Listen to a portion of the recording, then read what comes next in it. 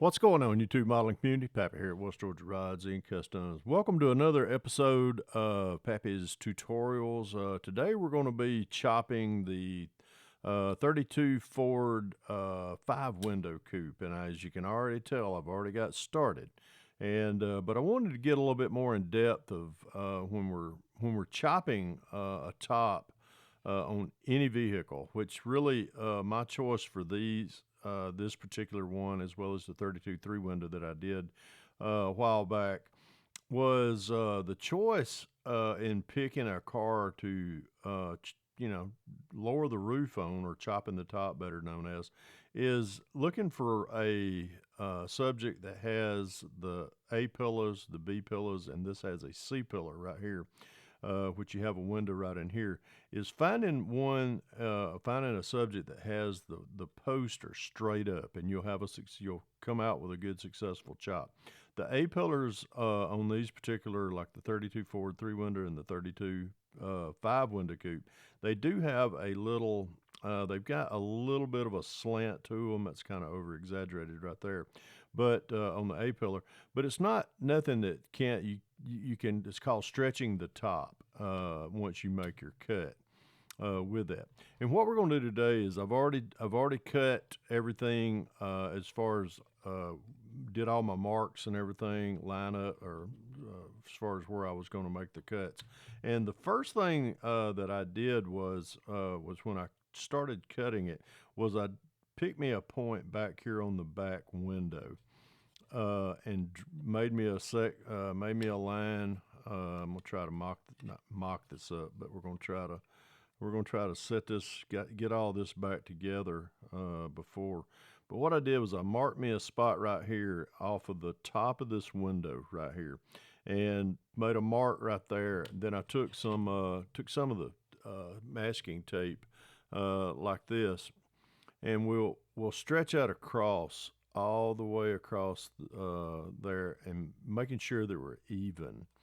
Once we successfully get that accomplished, we lean it forward, and then we just go all the way around all the way to the front, where the making sure that the tape is level. Your window openings are going to be level, and then once you get that done, you just take a razor saw just like this, which you can see this is a very fine tooth blade, and we just take and hold our finger. I hold my finger on it just like that, and just start lightly scoring across that top, following the bottom of the masking tape, and then successfully start off on the A pillar, then go through all the way B pillar, and then C pillar all the way through, and then just flip it over and do the same thing, going all the way until you get the roof that comes off. Now you're still left with a little bit of the stubs as far as the A pillar, B pillar, and C pillar. Again, what I do right there is I use as a reference the second hinge right here that's always on the front of the door, and that's a starting point. And I just taking the tape, and usually using a long piece. We'll start right there, and we'll go all the way around the car, and then checking and making sure the opening on the windows are all the way, they're good and level. Then doing the same thing, just cutting the remainder of those posts off with a razor saw. Throw those away. Then you've got what you've got is your roof, of course, comes off in one section, just like that. And there's pretty much what you got left over. Now, with that being said, another thing that you've got to do is the B pillars and the C pillars on the car are pretty close, as you can see, to being straight, straight up and everything. So you're good right there. But your A pillars are pretty, because of the slant in that roof. You're going to have about that much difference right there in in where it lines up. So you've got what's called in the hot rod terms, you've got to stretch that roof forward. And all you got to do with that is you just take, which when that was originally all together, I just picked a spot right in the center of that roof, measured it off equal distance from, pick you a measuring point from the, say, the front all the way to here. Then doing the same thing, taking a piece of tape going across here, then just take and drag that until you get it all scored all the way through. Then you've got you got an opening for a stretched, piece of to put you some of this in here. Now, this piece of styrene is, if I ain't mistaken, it's 080 thick styrene. You want it to be longer. You want it to be longer than the roof. As you can see, that is much longer. And all it is, it's probably, you want it to be a little bit taller than the roof itself. Because what we're going to do is we're going to glue that on there. Now, before we accomplish trying to glue that in, I want a level playing field as far as, I want to smooth up all these cuts. So I've got a piece of 80 grit sandpaper on a very sturdy, I mean, that is straight piece of aluminum. It's T6 aluminum. And what I'll do is I'll straighten all that up right across here, just like that. And what we're doing is we're creating a straight edge all the way across where we'll glue. We'll take this piece here, do the same thing. We'll smooth that up, make sure we're taking not any more off than what we need. And another thing that I do before I even make before I cut the roof in half, like we did to stretch it, I take the another. This is 100. I think it's 120, 320. This is 320 grit sandpaper, and I'll take and level everything up as far as all the A pillars, B pillars. We're not doing this very, very hard. We're just smoothing up all that where everything is smooth, it's flush. Then before we cut the roof into, I did the same thing, just taking that and smoothing these A pillars and B pillars up. Then once there, I would check, make sure everything is flush. Then I made my mark right here to cut all the way across, and then getting ready to stretch that this way. All right, here's what we got to do. I use when I'm gluing up any fresh styrene, virgin styrene, hasn't never been painted or primed or anything like that. I like to leave these little. As you can see, I see those little ragged edges right there after I've sanded. I kind of like leaving those. That's material that can be used for filler. And this is what we're going to do right here. We cut our styrene strip that goes across. This is about it's about almost 3/8 of an inch by 2.5 inches.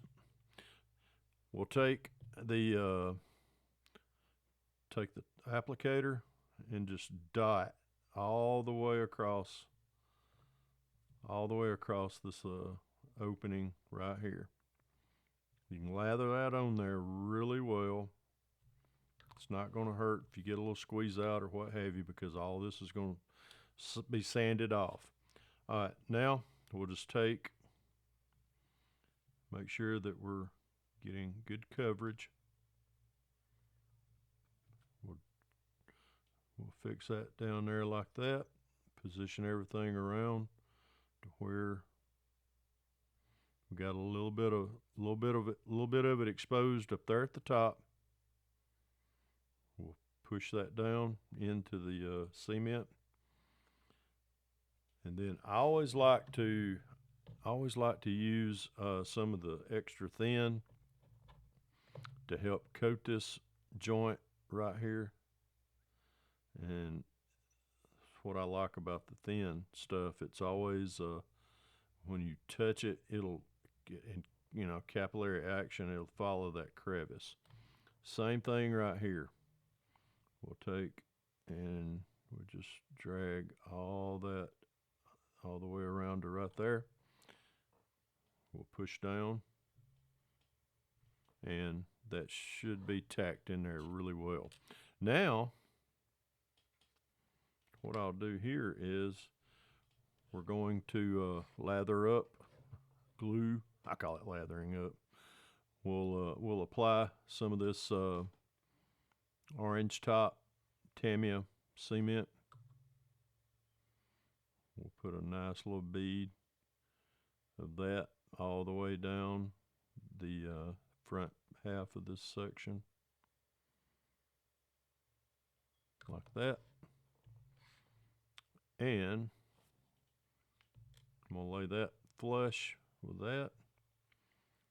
We'll now we're just gonna apply a little bit of pressure. Now we're good and level. We'll make sure that we're parallel this way.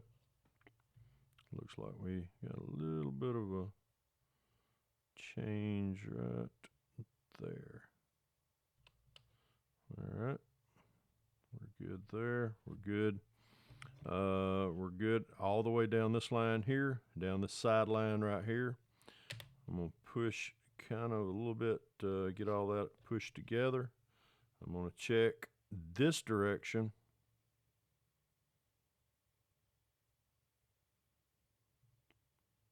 We're good right across this top right here. And we're good right there.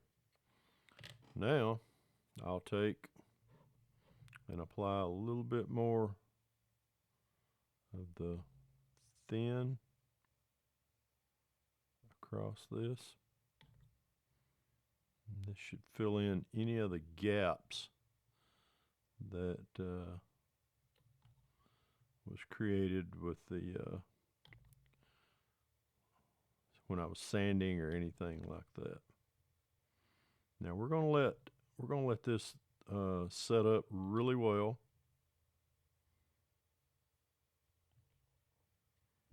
We're gonna push all this together again, making sure that we're parallel. You know, our edges of the sides are parallel. And if you look at it in this direction, the window opening is parallel. Parallel right there. That one might be off just a little bit. Let's see if I can see that. Yeah, I can cure that right there.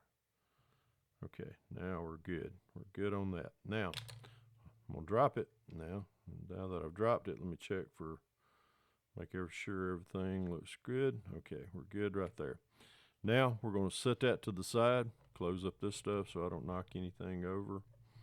And while we're the glue is drying, we're going to check our, we'll line our B-pillars,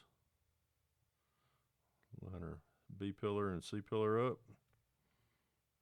We'll check our, everything looks good there. And everything should be lining up right there, and I believe it is. Looks good. Now that we've let me look at that. Still kind of, we'll be able to correct some of this in the final sandings.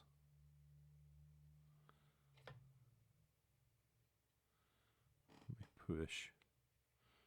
I need actually to push that out of the way.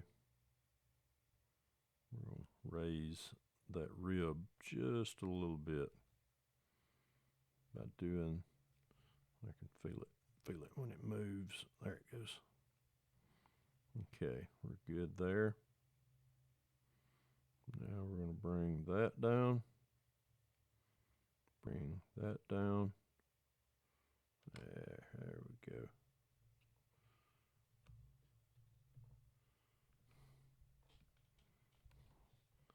Pretty good amount of, all right, that looks better. I really like that. Yeah, that one right there. That's much better, much better. Now, just to be satisfied that I've got a good glue joint down through there, we'll We'll put another little bead of that all the way across. Fill up any more of the gaps that's down through here.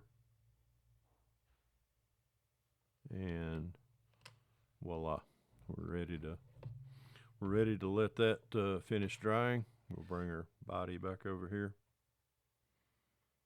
and we're gonna check our positionings. Yep, perfect. And there you go. That's gonna be all right. Once everything is dried, we'll come back in the next episode, and what we'll do is we'll take and we'll clean all this up. We'll take a Dremel. We'll take a Dremel, clean all this up on the outside here, get everything smoothed down, show you how we get all this taken out, and then we're ready to glue the top on just like that. So, chopping the 32 5 window now instead of the 3 window. And if y'all have got any questions down about this, drop me a question down below. Feel free to ask. I'll get it answered as quickly as possible. As I always say, if you can dream it, build it. God bless y'all. Pappy out of here.